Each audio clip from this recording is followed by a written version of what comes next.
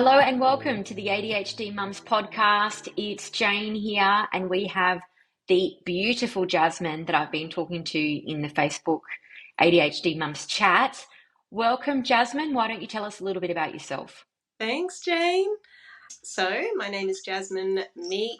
I am a mum of two living in Brisbane's Bayside area. So, I am also a postpartum doula.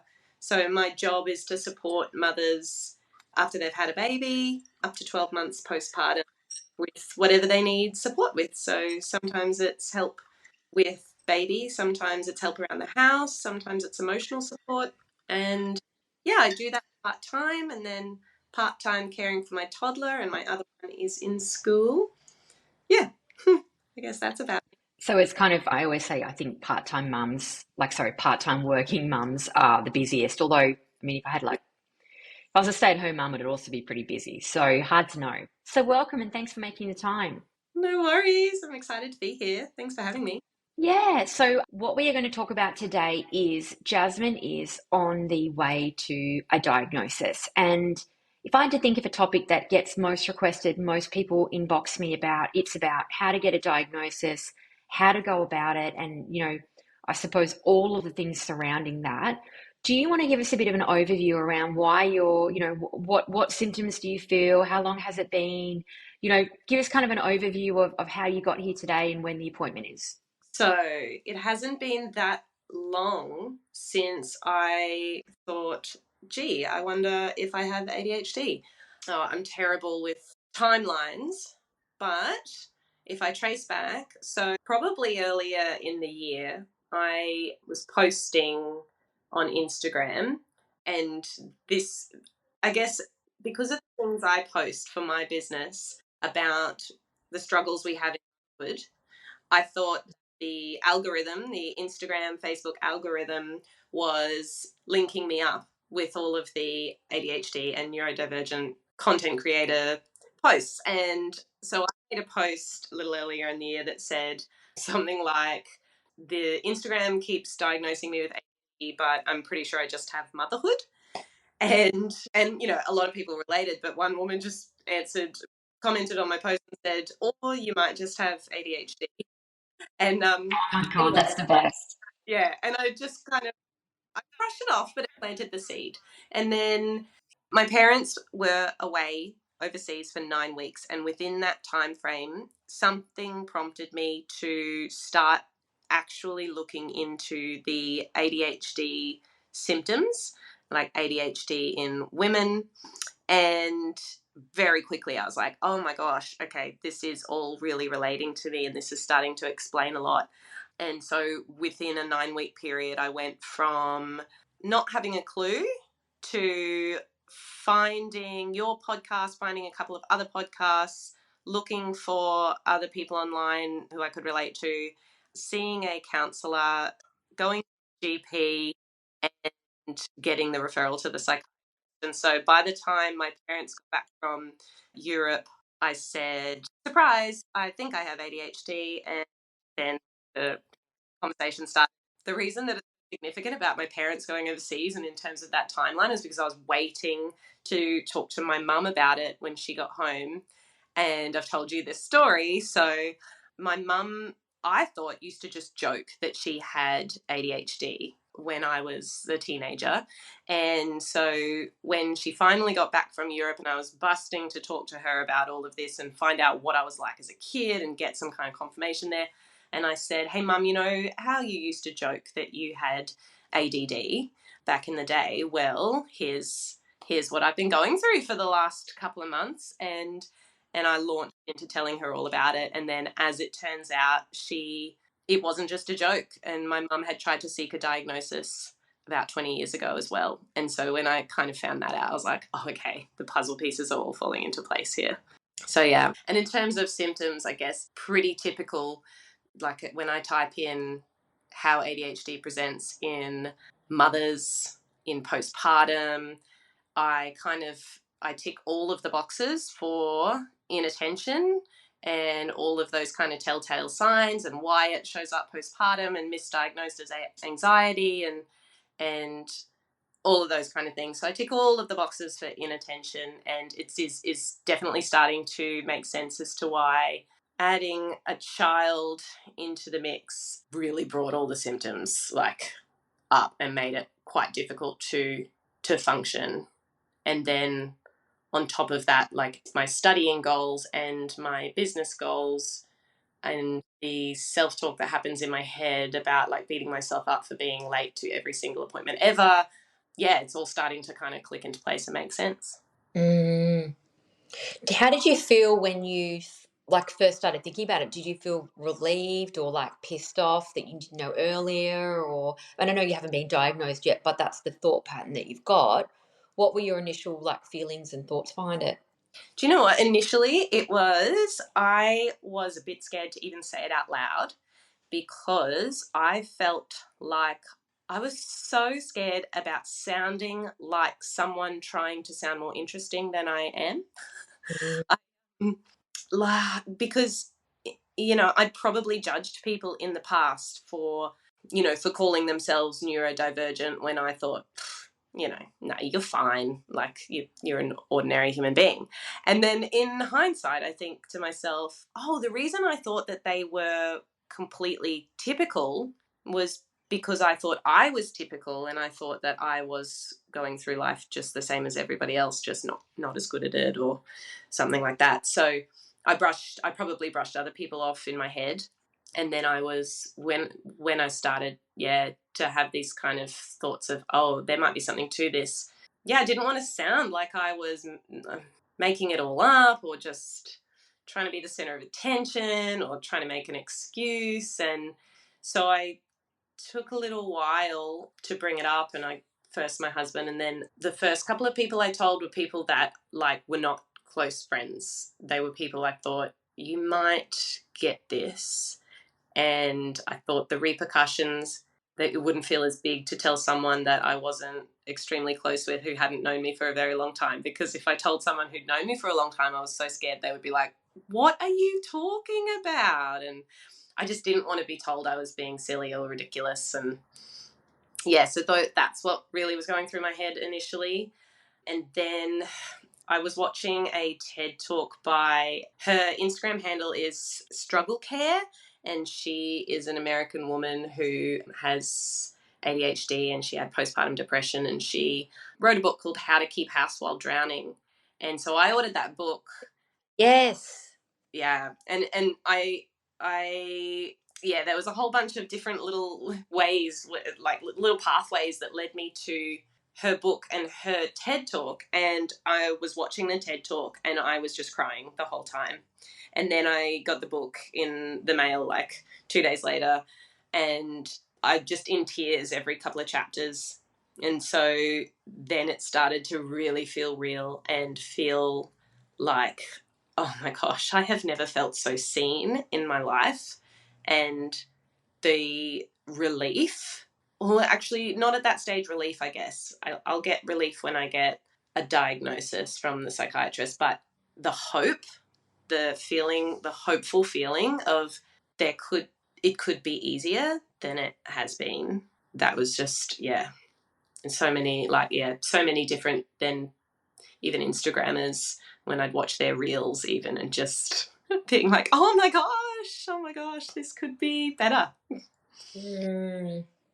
Yeah, the hope. Yeah, and I think the awareness is really powerful too. I always, pretty much every episode, we talk about awareness, and you know, it's hard to be compassionate, but to be a bit more compassionate to yourself.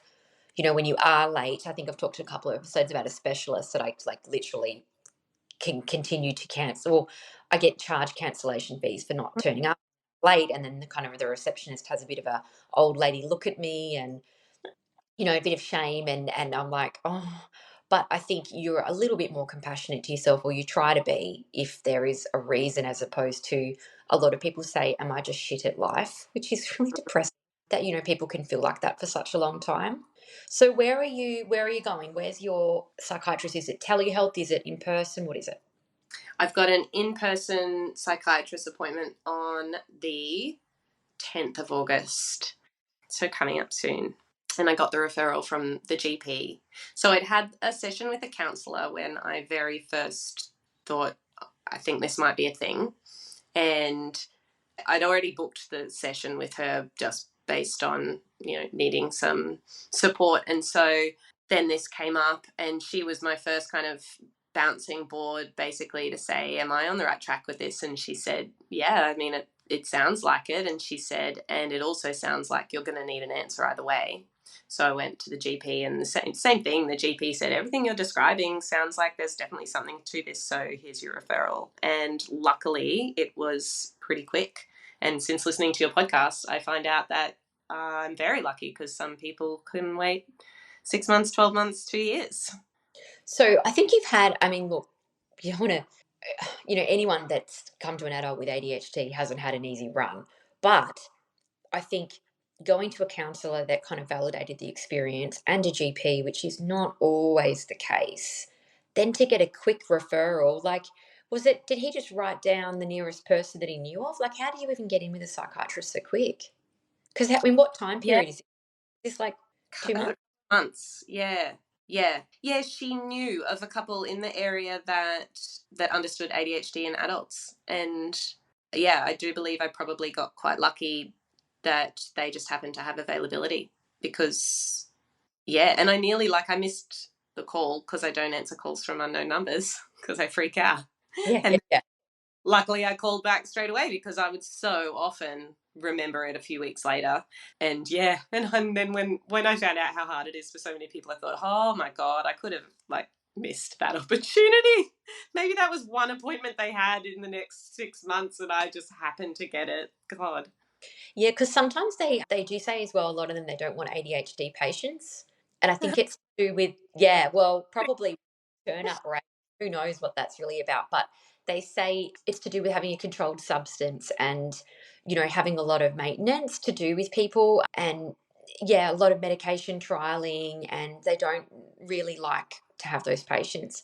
Or whether it's just a turning up thing, who knows? But a lot of psychiatrists that I tried were not keen on having, they said, we're not opening books for ADHD. So what a Right. miracle.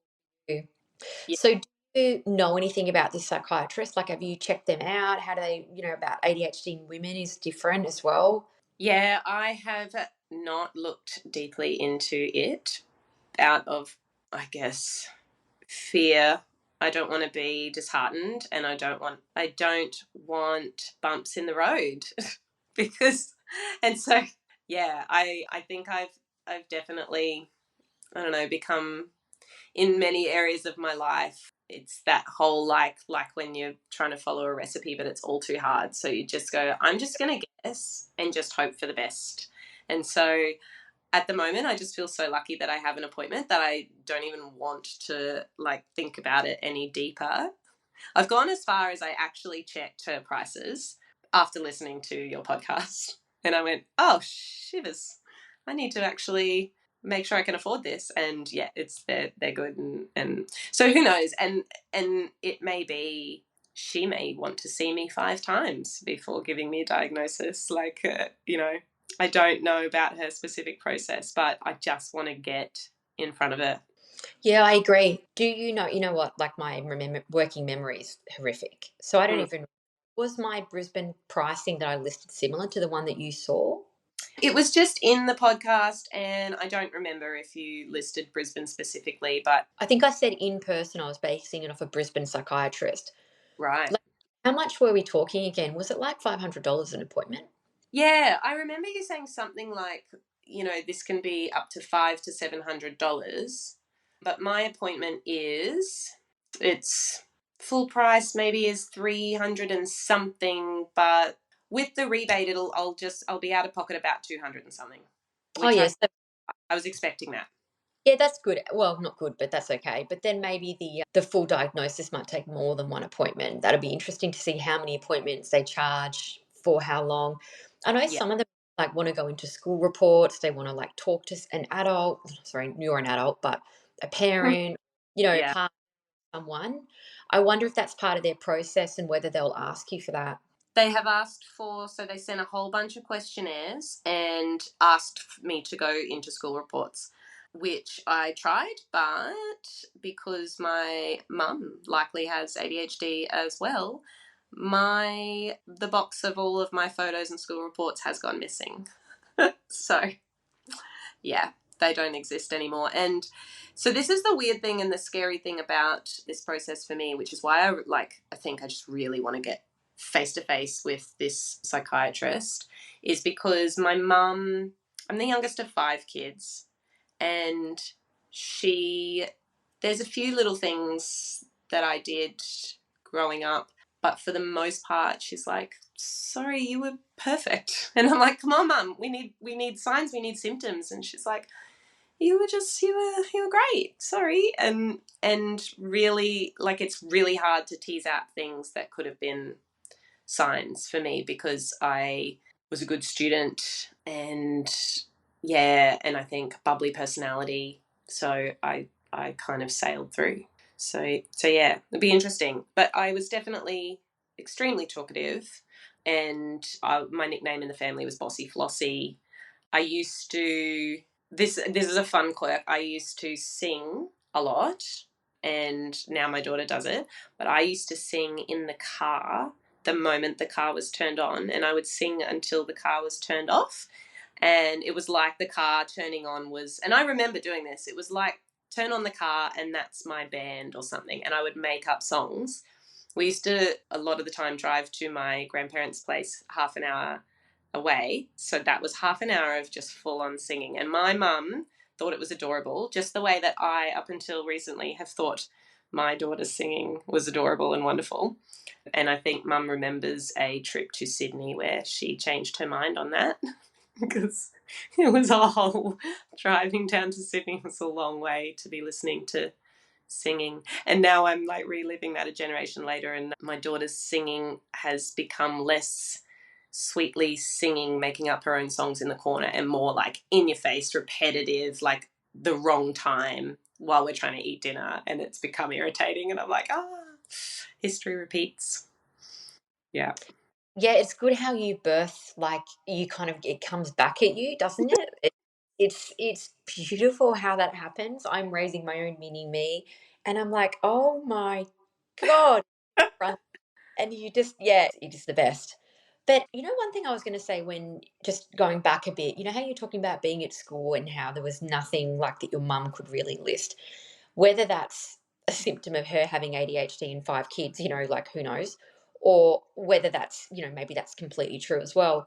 Have you looked up much to do with masking and ADHD in women? Yeah, I mean, it like not a lot. I know what was going on in my head from, say, high school, because I don't remember much. I don't remember much of primary school, but I know what was going on in my head basically after puberty. So I know that I had the same like self depreciating that a lot of ADHDers talk about, that kind of, and the perfectionism that is strangely tied in, and it does start to make sense as to why my anxiety would have started kind of building probably in high school. A lot of like mysteries, like my mum and I talk a lot now about the anxiety I had at university, and my mum was like, I just don't know where this anxiety came from. Like in her mind, she's like, I don't get it. And because my siblings, things that like ended up with them make sense to her, but it didn't make sense to her why I would end up with anxiety. And now it's like, okay, now I'm starting to get it, because I would have been masking very well. I would have I worked very, very hard on the whole not talking too much thing, like to the point where, like, recently, as I've been explaining some of my symptoms, I say to people, like, I have worked painstakingly hard, and I mean that word pain, to get to this point where I don't talk too much. And imagine, like, I still talk a lot. I'm still extremely chatty, and it is a conscious, deliberate, like, taking my energy choice when I do stop talking. And I know I was working on that from at least high school, after being told I talked too much, probably for the first 12 years. I was going to say, when you say you worked on that painstakingly, And that's kind of, the essence of who you are. ADHD is talk a lot. I always, with my daughter, I'm like, never, I've, no one has said in front of me to her not to talk too much. If they did, I would just roast them, to be honest. Leave her alone. But I think, that conscious effort to talk less, that's actually really sad that Mm, someone that message at a young age and you've gone, I need to be less than, mm, and hold it in. yeah. Oh, Yeah, and less bossy.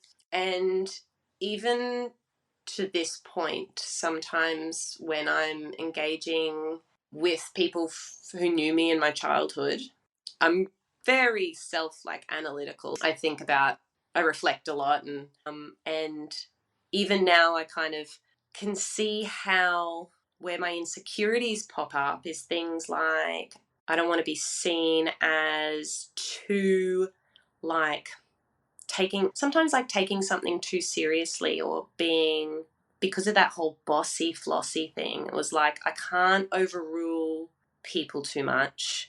I can't kind of go, no, guys, this is how it's got to be because, Jazz, lighten up. Like, I can imagine someone saying that to me. And sometimes it takes, like, a good friend recently who said, you know, like, this is your thing. You can say that. And it was like, oh, yeah, I'm a grown woman and I can do my own thing when it's my domain and I don't need to worry that someone's just going to say, lighten up. Nah, don't worry about it.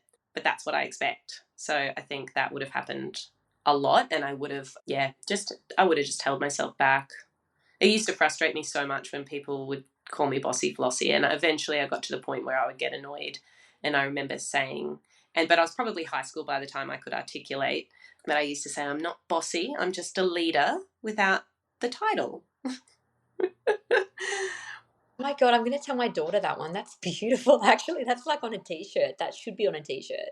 Yeah, absolutely. And and even just like my weird relationship with writing on a resume that I have leadership skills or something like, oh, I can't write that, you know?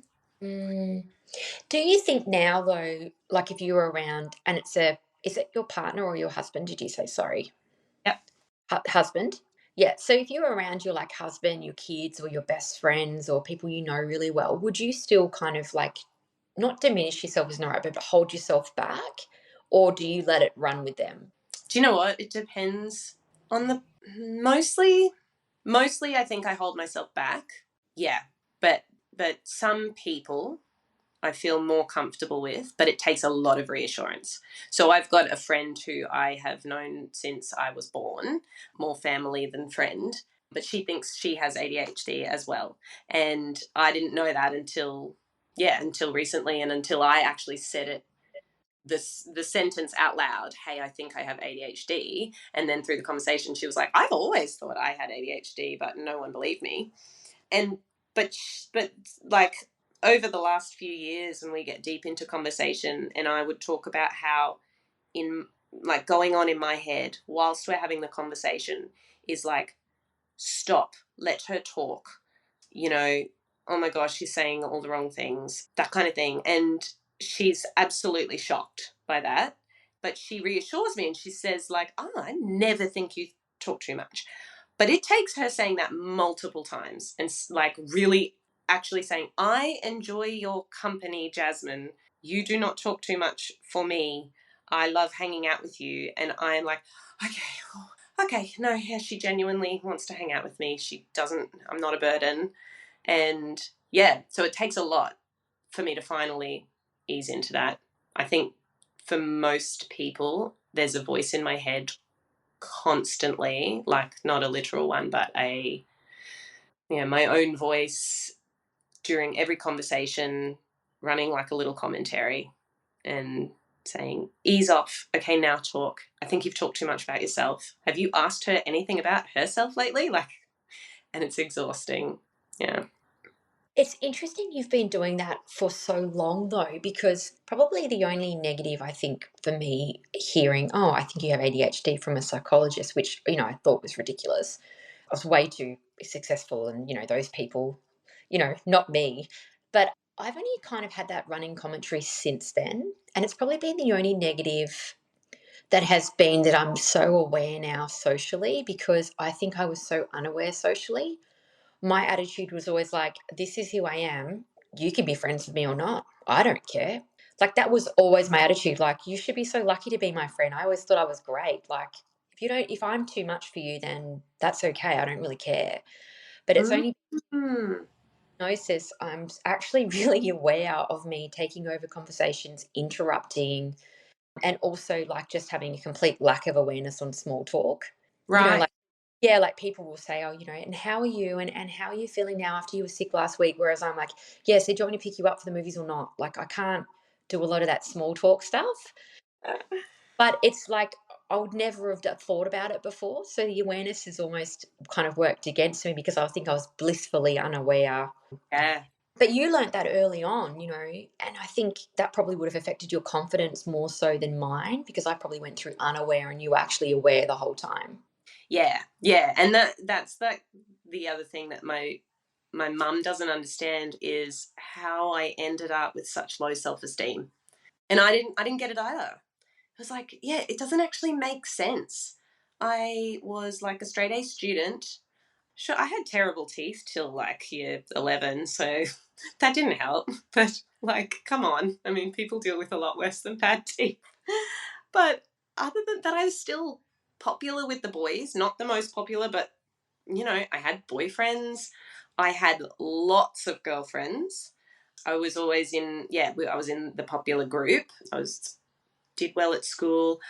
I was sporty enough, that I wasn't like completely unco. And I was like, why do I like, yeah, why do I didn't hate myself. It wasn't that kind of low self-esteem. It was just assuming everybody else was better. And that didn't make sense. But now it does, because whatever, like, whatever I was like in primary school, I definitely was told I was too much, and that stuck. So yeah, I was, I guess, masking and holding back for dear life from a very early age. Yeah, I'm glad we circled back to masking. This is why I asked, because when you described yourself in primary school, I felt like a very similar way. If you looked at my school reports, you wouldn't really see ADHD glaringly. Luckily, Mm. the tele guy I went to wasn't that thorough at all. You wouldn't have seen anything. You would have seen an overachieving, quite smart, sporty. I had a lot going on. Like, I had a lot going for me in some areas, but actually, the cost to the masking came later, and I always had a feeling I didn't belong, or I Mm. quite right, or I was trying really hard, and I would put this face on like it was all perfect, but underneath I'd be like stressed to the max at a young age, and always look like over analyzing, having my bag packed extra early, because I would kind of catch myself not having the right things. So I would arrive perfect, but no one would see a lot of the stuff that went on in my head before that. So Mm. the cost to the masking, in my opinion, sometimes can be, low self-esteem, because you're almost putting on a facade that's not real. And also a lot of anxiety, because you're like got so much going on in your mind to be what everybody else is. So, you know what I mean? So just because, I mean, it's the same when you're a mum, you can arrive to school with your kids dressed perfectly, you look okay, you've got, from the outside your car looks clean, the inside, who knows? But Never. people would have no idea of what's actually happening, but they Mm. don't know that you've gotten up at 5 to do that, or you've packed the night before, or you just give the facade of it all being okay. And that's where I wonder where that anxiety is interlinked with you. Like, where did it come from? Well, that may possibly, again, I'm not speaking as an expert, but from that level of masking and being quite clever and quite successful at school, that, could possibly come from that. Yeah. I did listen to one, ADHD expert, just an American old guy. I have no idea what his name is, but I saw a short snippet and he said, yeah, people with ADHD, and I think he might have been referring specifically to women, or I might have assumed, but people with ADHD can still have high intellect, and they can sail through school because they rely on that hyper focus. So they procrastinate, and then they've got enough intelligence and enough focus at the 11th hour and they get good grades. And he said, and it's when they get to uni and it requires a lot more like time management that they can suffer. And I do see that, like, I, yeah, sailed through school and then uni. It's funny because I didn't connect the dots about until recently that, yeah, I was a straight A student in school and then an average uni student. But because everybody, fours open doors, threes get degrees, and all this kind of talk, Mm. it's kind of like, oh, okay, well, I can't complain about a 5 GPA. But my first degree, straight out of school, that was when my anxiety seriously peaked, and I had some really hard times. I didn't tell anyone about, and yeah, and a lot of it, and there's so many things happening at that time too, so many big changes that it's really hard to like be able to pinpoint at the time what's going on. But in hindsight, I think, that would have been a component of it, that I couldn't rely on last minute assignments anymore. And then the other part was another reason I did well in school was I always asked my mum for help. So I got her to proofread things, and I had a mum that was like, she's dedicated, and if it was the night before an assignment was due and I asked her to proofread it, she proofread it for me, and she probably stayed up late with me as well, or got up. I probably landed it on her bedside table the morning it was due because I'd been up till 3 a.m. and went, please go through it. And she would have, like, she was not the type of parent that would go, you should have been more organized. She would just help. So I reached out for help from her a lot. And then come uni, and she couldn't proofread a scientific report on some specific silly topic. And yeah, there was like, oh, okay, I'm not living at home with my little security blanket anymore. And I struggled. So yeah. Yeah, and uni can be a lot harder, because it's got less scaffolding, and we talk about scaffolding. So if you're not good at certain things, you would scaffold. Like I never remember to take the hats with me, so you have hats in the car and hats near the door, reminders about the hats. But yeah, uni can be completely different in that way, in that you just don't have a lot of that small regular goals. They just got one assignment for the whole semester. That's an Yeah. absolute field for someone with ADHD. Yeah. Yeah. So yeah, I think that's when it's like, I think from high school onwards, it's kind of just with each additional stressor in life, I guess it probably was, I was working harder and harder to meet normal requirements and to show up as organized or, yeah, neurotypical. Like and I think the harder I had to work, the more anxiety came out. And yeah. Correct. And I think that having unpacking it like this is really important before your appointment, because you'll be able to, I mean, a lot of people say with ADHD that it really has to impact your life. If someone looked at you from the outside, they could judge that, you're successful, you've got a partner, you've got kids, you're running a successful business. How has it impacted your life?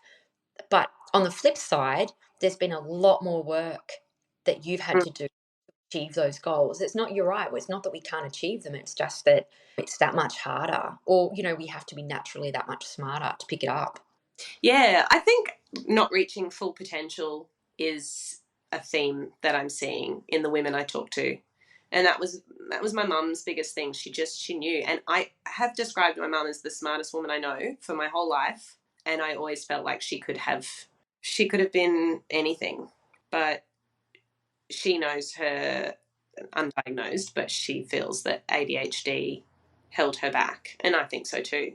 And then my own like kind of career progression and life, and seeing the side steps I make, half finished degrees, and it was a miracle I finished my first one, to like when I really think back. But I was young, and it was a lot easier back then.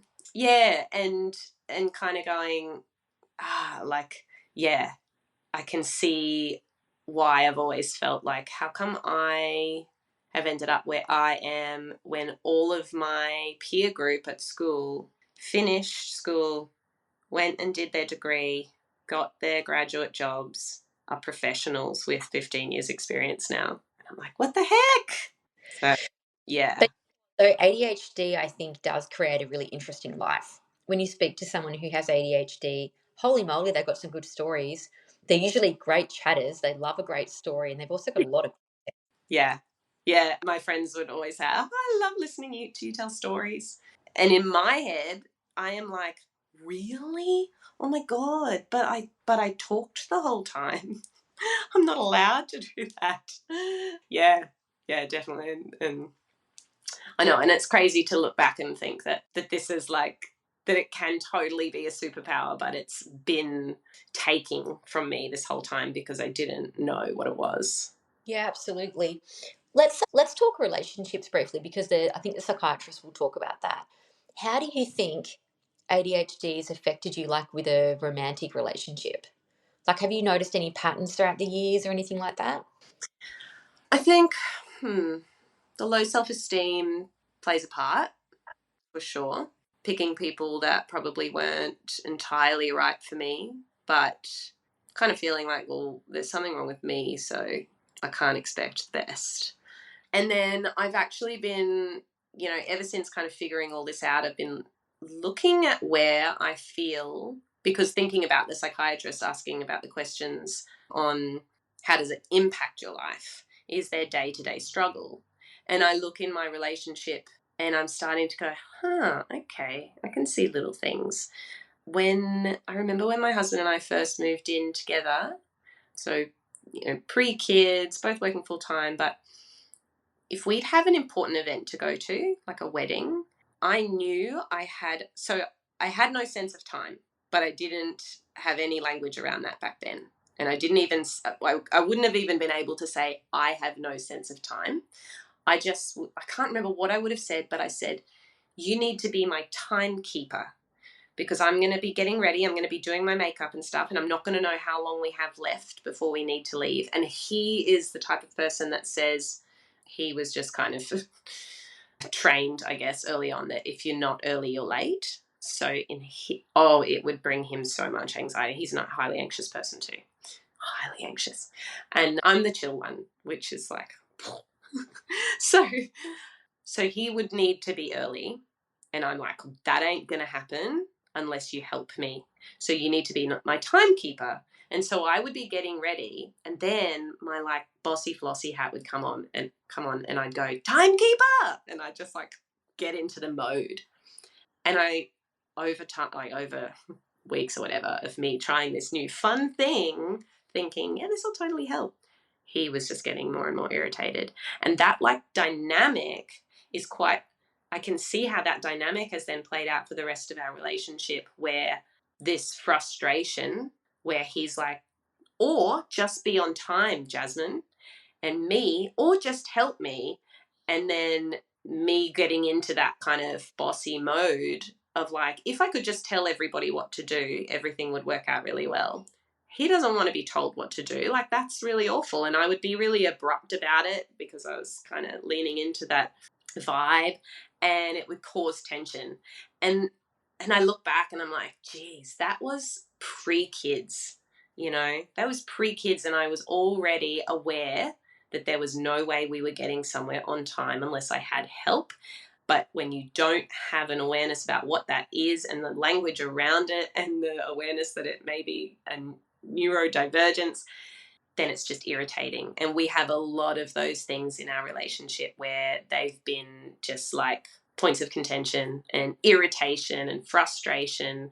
Like, why can't you just do it? And now I'm looking at it in a whole new light and seeing, do you know what? It's not like, I'm not the person that's never been able to maintain a relationship, for example, but I am a person who has daily stresses in my relationship because of these symptoms.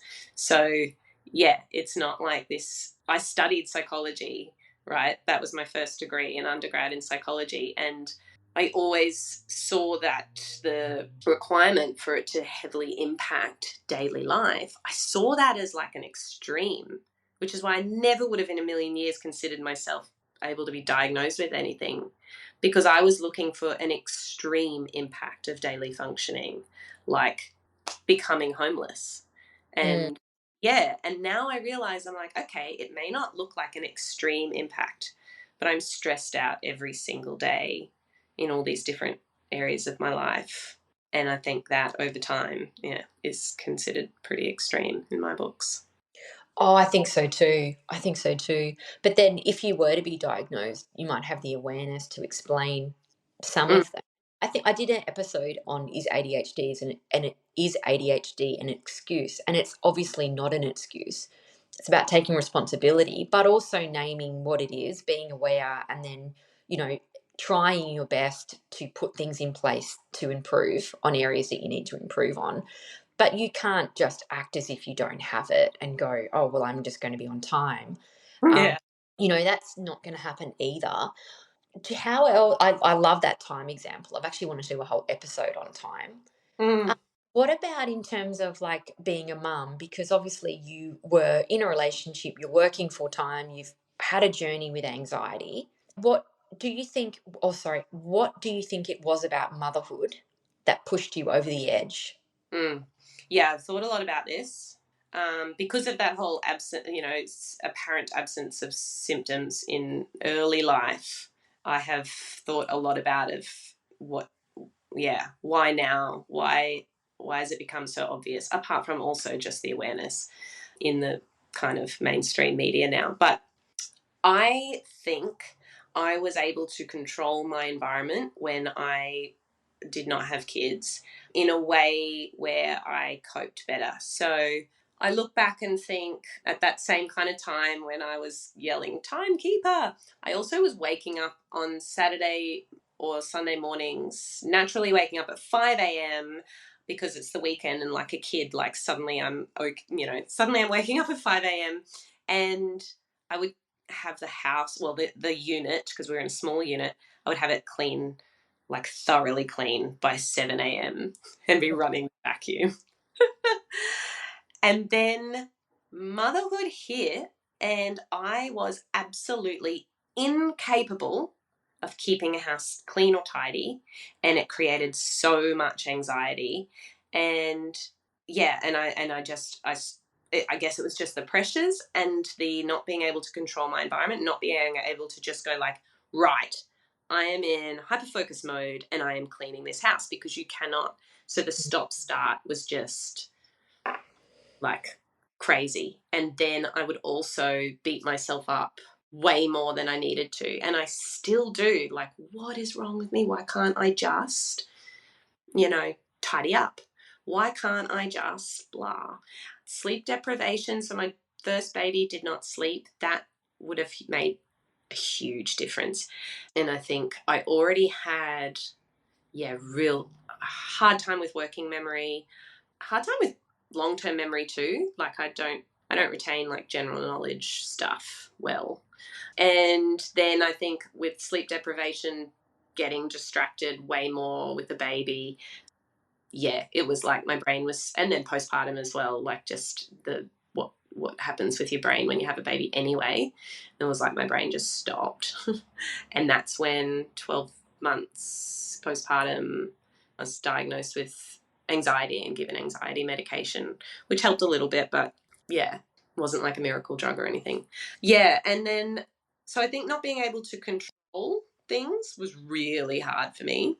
The competing demands, kind of the variation in your life, that each day is different, is like, I think it was fun for my brain, but it also started to stack up in terms of not being able to remember things, not being able to get to like forgetting appointments and stuff like that. And I look back and I think this was a steady increase over the years of parenthood and then adding a second child. And now I had yesterday I had 487 unread emails in my inbox, and yeah, like cannot for the life of me remember that my daughter's library day is on Thursday and that kind of thing. So it's like just this, it was like it's just stacked up to the point where now I'm just like, oh, I cannot manage. Yeah. And I think some of those tasks that you've listed as well are also like boring. Like, Yeah. what day is your daughter's library? Like, who cares? I just can't like I care for them, but I don't care really. Mm, So a small silly detail that it just has no way of sticking in my brain. You think, we're in August now, you should know what day your mm. kid's life is. I don't, and this term I've forgotten to write it up, so I don't even know. I said to my daughter this morning, where's your homework book? I don't know. It's just, I think, if you're not educationally passionate, if you're not passionate about schooling and you're not passionate about homework and it's not an area of interest, geez, it's hard to get motivated when it's not even yours. Yeah, and you know what? Like, I remember, I guess, in my head that library day is Thursday, but I won't know it's Thursday on Thursday. Mm, And I've often said, and in fact, my mum can relate to this as well, that there's it's almost like there's compartments in my brain, and this compartment can know this, and this compartment can know this, but they don't speak to each other.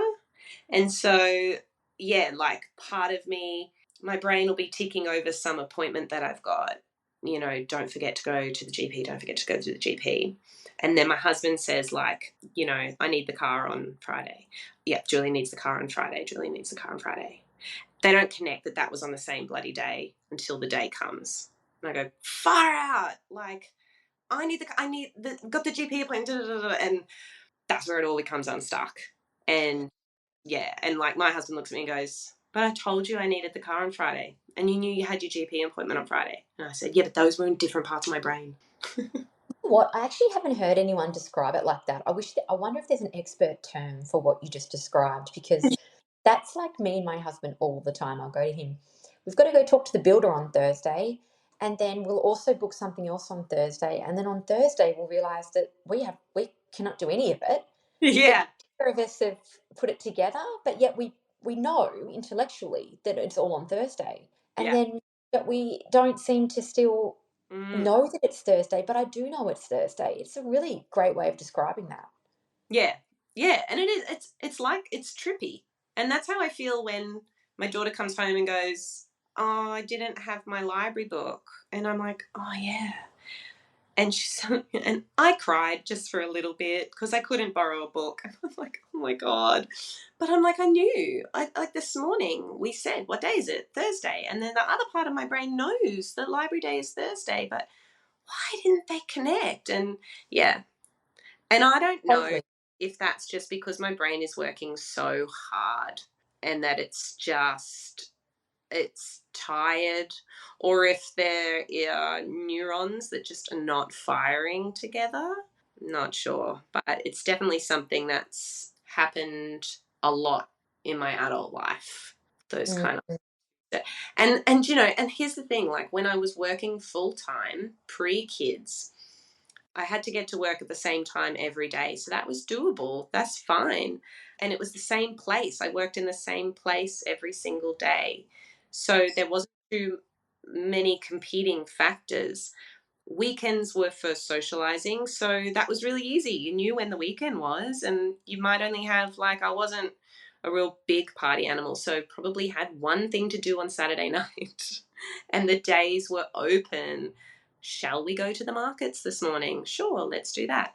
Yeah, and then adding kids opens up the calendar. And then if you've got total time blindness, days just roll into each other. Before you know it, you're finding out you missed your dad's birthday a week ago. Is it really October already? Oh my God, I didn't, there's just, yeah, there was no awareness there.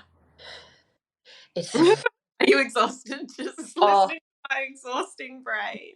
sounds very similar to my life, and I'm like, it's. I was just like at this moment of, it is hard, isn't it? Okay, so we are going into your diagnosis appointment, and you are seeing a psychiatrist. Is that correct? You are. Okay, so are you looking for medication? Is that an option for you? Is that what you're open to? Yeah, I would love to try medication. I feel like I would love to know what it feels like to be able to decide on a task, start the task, finish the task like it was nothing, that I want that elusive feeling. I would love to experience what potentially other people are experiencing, and for life to be easier. And as you said, like earlier, how it was only post your diagnosis that you started to be aware of that kind of like voice in your head Mm, remind stop talking. Yes, I definitely feel like there's the more awareness ever since I thought, oh my gosh, I think I have ADHD. I am definitely more aware now. Like when I switch between tasks, I'm like, oh God, there you go again. And so I'm conscious of each of them now. Whereas in the past, I probably would have just got to the end of the day and gone, why didn't I do the thing that I needed to do? Whereas now I go, oh, I know why I didn't do the thing, because I flicked between 5 different things. I know all of those 5 different things I did, and I remember the feeling where I just couldn't control myself, stopping and starting something new.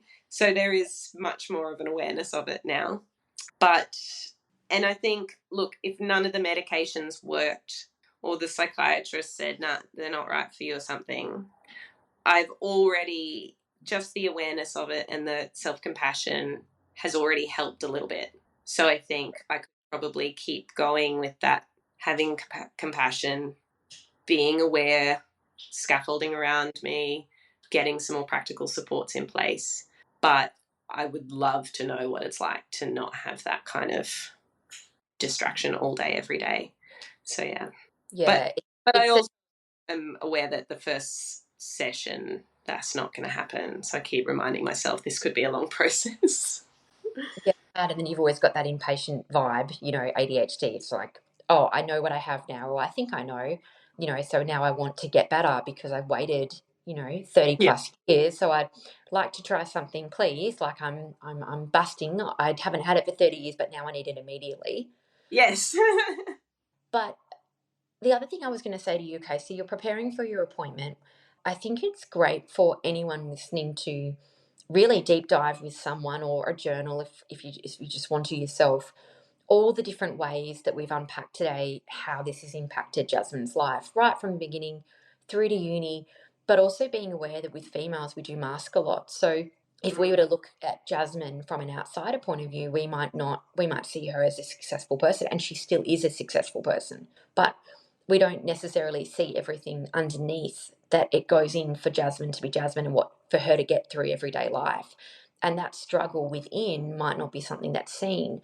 So I think before you go to an appointment, it's really important to have some clarity, sit down and have a think about it, because in their psychiatrist appointment, I feel like the onus is on the patient to really bring to light where they're at. Mm. Whereas sometimes I feel like people go in and they're waiting for the psychiatrist to uncover what it Yeah. is. Whereas I think we kind of got to lay it out pretty clearly, especially if you're someone who has been, highly masking or camouflaging, which is what, you can Google that if you don't know what that means. But basically, it means where you've been covering it up, or maybe you're particularly smart and you've done a couple of degrees, you're successful, kind of what's wrong with you. But you've also been possibly, battling anxiety and depression for a long time as well. So I think you want to be really clear, and I think Jasmine's done a great job of being aware and really insightful into her life. I think it's always great to ask other people too and reflect on, intimate relationships, best friends, or friendships you've lost, because of perhaps ADHD. I think seems like everyone's got a story about, possibly some conflict they didn't handle well, perhaps possibly some rejection sensitivity Mm. around something, which I think we've all experienced, or, high levels of anxiety, and then accidentally on purpose push people away. So I think there's lots of things to think about. The other thing, and I know I'm talking a lot, is the prompting. So, Jasmine, if this psychiatrist goes through the DSM, which is obviously the framework, then I think you've got to be aware that when they ask you those questions, you can't be relying on prompting. Do you know what I mean by that? So, like with them giving you kind of part of the answer and saying, or an example to help you realize what you're like. Yeah, Okay? partly. The reason I mention it is because when the psychologist put me through it, I was just liked all of it. And because he knew me pretty well, he Mm-hmm. liked having a bar of it. And but if I hadn't have known him so well, I wouldn't have him have meet the criteria, which would have really changed my life. So for example, he said to me, Do you know where you need to be next Tuesday? And I was like, yeah, I'm not intellectually disabled. Like, and he goes, no, no, no, no G cow. You've got 3 phones on the table. You've Yeah. got, they're all ringing. They've all got alarms. I've seen you with your notepad, with your notes and your thing. He goes, I've never seen anything like the complex system you've got. Take all of that away. Where are you going to be next Tuesday? And I was completely floored. Yeah. So when I mean prompting, like, for example, leaving stuff next to the door, leaving stuff near the car, putting your keys on top of your hat. And that's not just a convenience thing. That's like literally, I won't find them. Yeah. So Yeah. yeah, so with that prompting, look at the scaffolding, anything that you've got sitting around you to help you, and imagine that's not there when you're answering the questions. Yeah. I've had a thought in my head of like, yeah, if the psychiatrist asks, okay, so how do you get places on time when you do? And what I realize the answer is I rush. I actually have no way of pacing my time. I can have 2 hours before we need to leave the house and I will rush. And then I'll sit down and then I'll have no concept of like how long I need. But then when I stand up again, I'll just rush. I just know that when I'm getting ready, I just have to go fast and I have to rush if I have any chance of getting there on time. And so, yeah, like I'm starting to think about, how have I managed? Okay, well, here's some of the things I do, which, yeah, right. So that's prompting. Absolutely. And the other way of looking at it, which is masking, would be I'm not someone who turns up places late. So well, I say that, but then that specialist appointment, I do turn up late. So maybe this is my own thoughts of myself, but I generally tend to be pretty good. So, for example, with the kids in the morning, I never get them there late, touch wood. I'm like, but is that out of me managing time well, or is that out of just anxiety? Mm. So, for me, when I have somewhere to go or I have lots of things on, I get highly anxious and I'm there early. When my daughter started prep, every single week for the first 6 weeks, I was the first person in that prep yard. Right. A highly organized person, or is that someone who's highly anxious? So Mm. when you talk about time, it's also about the way that you manage time. So you're talking about, like, honestly, it sounds like just complete time blindness to me. So you're just like, I don't know, but I know I'm always late. So I'm going to just rush and go the fastest I possibly can and not actually keep time well. I'm Mm. just going to, and then I'm there thinking, I'm tracking to be an hour early at this point. I can't take my foot off the accelerator, even though I know I could, because I will then be late. So, Yeah. Yeah. out of sheer anxiety, I get there just so I can relax and take the pressure off because I know I'm there. Yeah. So, Yeah. there, there's lots of different ways it looks, and none of it's right or wrong, but it's not managing time well. I always see that meme, or it's like something on social media. It's about, I know it's unrelated, it's about alcoholism. So it says like 2 sons have both got an alcoholic father. One of them doesn't touch alcohol at all, and one of them is an alcoholic. Which one is healthier? And it's Mm. like, actually, neither of them is that healthy because neither of them can do moderation. One of them is probably terrified that he might become an alcoholic, or he's been traumatized, who knows, and he's made a decision not to drink at all. And then there's someone who can't stop drinking. So, which is healthy, and I think it's that unhealthy relationship with like boundaries and balance and time that you can swing from one to the other super quick. Yeah. But Yes. There's a lot none, of overcompensating. yeah, overcompensating and masking. So I think if you look at some of those things as well and look at the prompting, look at the masking, and be really ready with examples, then I think it should, I mean, I'm hoping you'll go well, fingers crossed for you. But I was very lucky. I had someone who helped me through that. Whereas I would have, if someone had sat me down, I would have denied, no, that's ridiculous. Yeah. Yeah. And the other, I think the big part that I need to focus on as well, because of my memory issues, that when I'm asked a question, even if I have thought about a million examples over the course of the weeks, she might ask me, have you got some examples of this? And I'll be like, yes, maybe, I don't know. So I absolutely need to write it all down. But yeah, there's 3 months till 10th of August, isn't there? That's what my brain's saying. I thought I should like put an alarm on my phone. Leave now, Jasmine. Leave now. But, I think there's nothing wrong with an ADHD person bringing in some notes to an appointment. Like, if they've got a great working memory and got a great long-term memory, they probably don't have ADHD. So, I mean, taking Yeah. notes is pretty standard, I would imagine. But I don't know, I'm not a psychiatrist. But did you have anything else to add before we finish up? Do you know what? I was just thinking when you were talking about, like, yeah, how we mask and how we look on the outside. And I guess for other kind of mums listening, like, I wanted to say that so often on the outside, my friends think I am doing it all. Like, don't know how you do it. I'll occasionally, get the bread maker out and bake someone some bread because I'm about to go see them, and I think that'll be nice. And the image I think they paint in their head is of Jasmine who must have everything else sorted and then have extra time. And she's made me bread.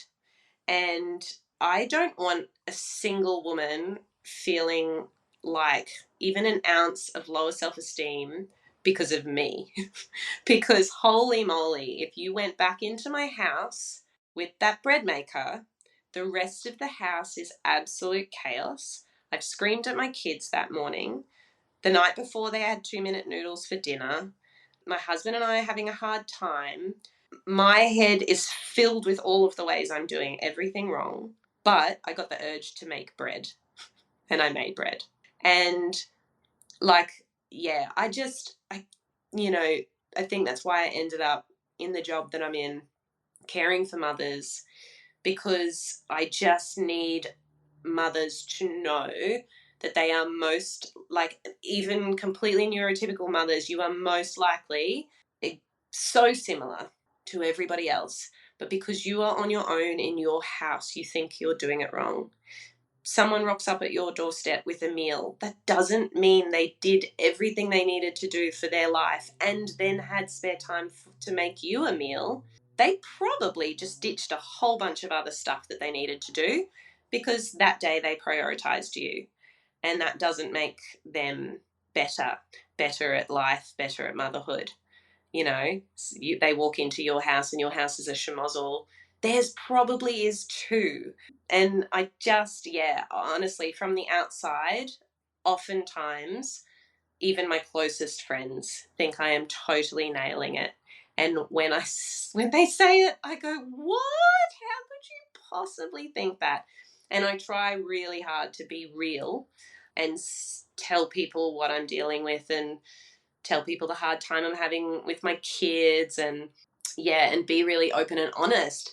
But I guess it's so easy for women especially to kind of ignore that and just look at, say, what's being produced, like the production, like, and I am not studying right now, but I'm usually studying one subject and running the business and mothering, and it just looks on the outside to my friends like I must have more capacity than them, but it's just really not. It's actually that I start a lot of things out of impulsiveness and let a lot of other things burn. So yeah, that's, I guess, I really just wanted to get that across, so to any mums listening that are like me, struggle with low self-esteem, just to remind you that literally nobody is doing it all. We're all prioritizing. And for people, I think, with brains that work a little differently, maybe our prioritizing happens on a minute by minute basis. Right now, I absolutely cannot shower, but I can, pack the school lunches. So that I'll do. That has more of an impact. Yeah, absolutely. And I think you've made a great point too. And I think you said that earlier about how when you thought you might have ADHD, you went and told a few people that you didn't know as well who you thought might be open to it first. And I think if you're on the path where you're thinking, oh, maybe I do have this, the communication to others, that can be really tricky because often we are painting that perfectionism picture, and there's that society pressure to be really good. And maybe we've camouflaged. If you don't know what camouflaging is, Google it. It's so interesting, where you just blend in, you make it seem like everything's okay. If you do that enough times to enough people, that if you do decide to disclose that you might have ADHD or you think you could be, you might find that everyone around you goes, that can't be right. You're better than I am. If you think you might have ADHD, what's wrong with me? But they Mm, don't really see what's underneath either. So I think you've made a really good point that it's interesting that people have that perception of you when that's not how you feel about yourself. And that may not be actually your reality either. yeah. Yeah, definitely. And people say it all the time too. And they say it to me, oh, Jazz, you don't know what's happening behind closed doors. And even I go, yeah, look, I know I don't, but I bet it's better than this. Yeah. Like, And it's just that, hard. that, that pressure, that just sheer, I always say to people, the internal struggle of someone, a female with ADHD, who's trying to put it all together and come across that they're all together Yeah. is indescribable. And if you sit down at a psychiatrist, it's a difficult job for them as well. If you've got the lookings like someone who's outwardly successful, but yet, you're asking for a controlled substance, that can be a really tricky ask for them as well. Yeah. Yeah, absolutely. Please give me some drugs. I swear I'm struggling. Yeah, I'm struggling underneath, but look, I've got a great job. I've got 2 kids, great marriage. I live in my own house with a mortgage. You know, I don't even know if you think about it from their point of view. Although, really, would someone really go there that's got it all together? Wouldn't they have other stuff to do? Why would they be chasing, a controlled substance? I don't know. But it's just been such a pleasure to talk to you, Jasmine. Thank you for being so honest and open. I really appreciate it. Oh, no, thank you for inviting me on. I went looking for your podcast by typing in like Australian ADHD women because I was desperate to hear from somebody who I could relate to because even just the like ADHD adults and ADHD AF podcasts and they're in the UK, I was just like not feeling that same sense of like, yes, I can see myself in this person. I'm reassured. And yeah, and so I was so grateful for your podcast that it existed and there it was, ADHD mums, and every episode I'm just nodding along, just like, yes, yep, yep. Oh, thank you. I appreciate that. I felt the same way. I was listening. I like ADHD AF as well. But yeah, some of the UK terminology, it can be a bit off-putting. They talk about NHS a lot, and you're like, that's not really relevant. And even sometimes you just want to listen to an Australian accent. I don't know what it is. It's a bit of Yeah. bit of home, but it's been such a blessing. I hate the word blessing. I just said it. I don't say grateful or journey either. It's been so great to have you on, Jasmine. What I think we might do is we might follow up with you after the 10th. We'll see how the appointment goes, whether it went great or not. Who knows? Let's follow it up. Let's see what your experience was like. And I think if you can go through in detail, let's see if you remember Yeah. how for people that have never visited a psychiatrist before, that might be something that they really want to hear. What question did they open with? A lot of us have got anxiety and we're like, what are they going to ask me? What let I think we go through it all step by step, whether it Yeah. goes well or not. So if you're keen, let's book that in, and we can follow your journey with medication as well if you're open. And I think that will be a really positive thing to do, because a lot of people message me and say that they cancelled their appointment because they got so anxious just before it. Yeah. Yeah. Oh, and I've had moments of like, I think if my psychiatrist hadn't have been as reasonably priced as she is, I would have had way more moments of like, should I be doing this? Because I think that, and from what I've read, that's quite a typical, ADHD in adult women is that whole feeling like you're totally like a fraud, and no, maybe I'm just bad at life, and the idea of spending hundreds and hundreds and hundreds of dollars, and the idea of somebody saying like, no, sweetie, you're just bad at life. It's very anxiety provoking. And I think given the price of my psychiatrist, I'm like, okay, I can cope with that. If that's the worst that can happen, she says I'm just bad at life, but I was out of pocket, say $250, I can cope. But yeah, I mean, that's not the case for so many women. And some women have been waiting for, yeah, like you said, 12 Oh, months or something. Could you imagine the anxiety leading up to that, thinking you were just going to be told to walk out the door? So yeah. Yeah, and I think, I had a clinical psych diagnose my son, and I think he's looking down a medication route at some point. So I've had him on a wait list for 10 months with a pediatrician. And when that appointment comes up, I know I'm going to be a bit of a mess, because I'm going to be like, I've waited like nearly a year for this appointment, and I really know what he needs. And then pediatricians and psychiatrists are both the people, in my experience, not everybody, that will pick up a report and decide to make their own opinion. Or Mm. they're not going to go off what someone else has says. And I understand that, because they're handing out the controlled substance. So, like, they're not going to go off some report. They don't know anything. They need to start from the beginning. I understand that.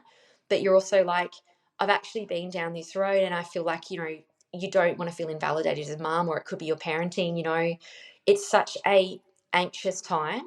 So Mm. I think for people waiting, but you either do one or two things. I think you either heavily research the person, which is sometimes to your detriment. Sometimes it's relieving, sometimes it isn't, although you can always find something negative about someone online, or you don't do either and you're pleasantly surprised or disappointed. Hard to know which one's better or worse. But Mm. yeah, I really wish you well, and I know we're going to follow up. Thank you so much for coming, and thank you for your time, Jasmine. Thank you so much.